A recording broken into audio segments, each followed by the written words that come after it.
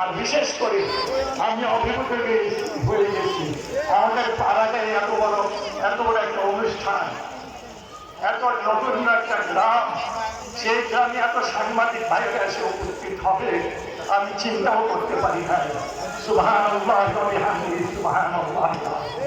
আল্লাহ তুমি তাদের প্রতি রহম করো, তুমি তাদের প্রতি দয়া করো, তাদেরকে ইমানদার বানিয়ে দাও, তাদের সমস্যাগুলি সমাধান করো।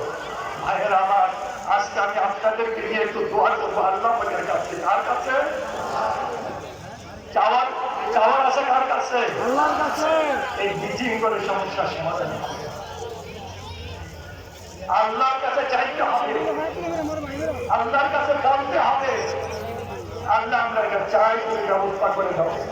যেমনি ভাবে তুমি হারওয়ান সরকারকে বিদায় করেছো আমাদের দেশ থেকে, তেমনি ভাবে আমাদেরকে নির্বাচনের ব্যবস্থা করে দাও।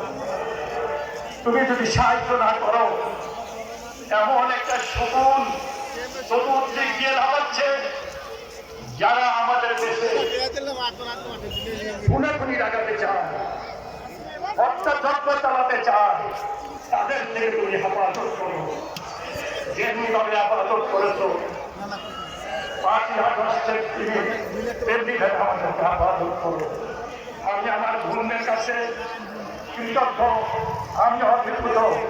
উনারা ওনাদের সংসার জন্ম থেকে, উনাদের কাজকর্ম থেকে কত মা উনারা এসে বসে আছে এখানে। আল্লাহ উনাদের পরীক্ষার করুন।